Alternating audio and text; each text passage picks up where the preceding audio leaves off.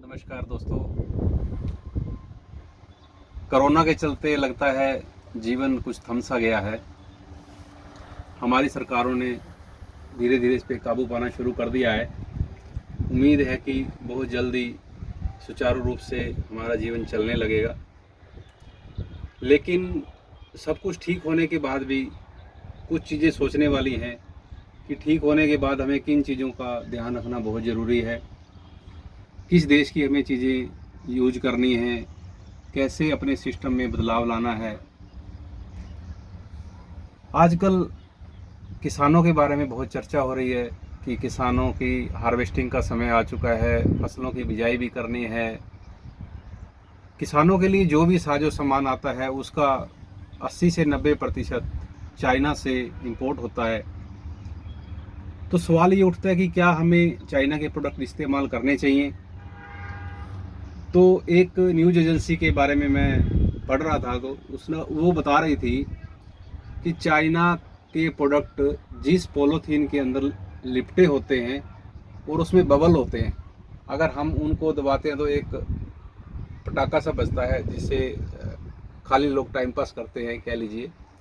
तो उसमें से निकलने वाली हवा से भी डर लगता है।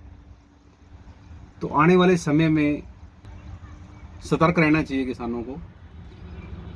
और कभी कभी ये भी लगता है कि प्रकृति पुरानी चीज़ों पर आ रही है, सारा पुराना सिस्टम दोबारा से चल पड़ा है। खेती के मामले में भी मैं यही कहूँगा कि हमें पुरानी ऑर्गेनिक पद्धति पे आना पड़ेगा और रासायनिक खादों को छोड़ते हुए या कम करते हुए, उन पर निर्भरता कम करते हुए हमें ऑर्गेनिक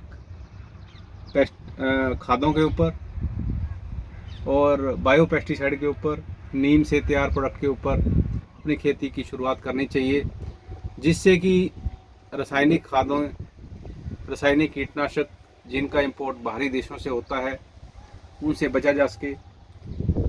ऑर्गेनिक खादें घर पे बनाना शुरू करें या किसी अच्छी कंपनी की परचेज कर लें जो हमारे इंडिया में या हमारे कहीं नज़दीक में बनती हों।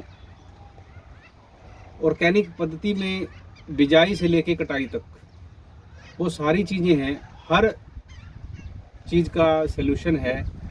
ऐसा नहीं है कि हमें पेस्टिसाइड के बिना हमारा गुजारा नहीं होगा।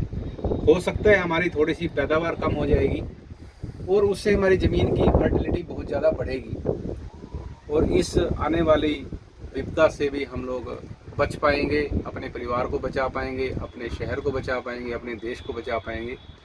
तो मैं सभी से यही अनुरोध करूँगा कि आने वाले समय में अपने देश से बनी हुई चीज़ों का ज़्यादा से ज़्यादा इस्तेमाल करें।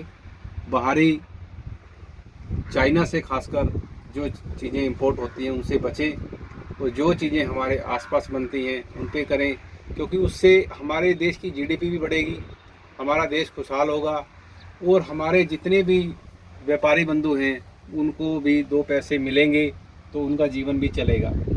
और जहाँ पर पैसे की ज़्यादा किल्लत है वहाँ पे हमें वस्तु विनिमय प्रणाली जो पहले चलती थी, आदान प्रदान कर लेना चाहिए कि किसी के पास कुछ है तो उससे कुछ ले लिया और उसके बदले में दूसरी वस्तु दे दी। इस तरीके से हमें इस पद्धति पे आगे बढ़ाना चाहिए। और मैं सबको बार बार यही रिक्वेस्ट करूँगा कि अपनी भारत की बनी हुई चीज़ें का इस्तेमाल करें और आने वाले समय में मास्क को ज़रूर पहनें।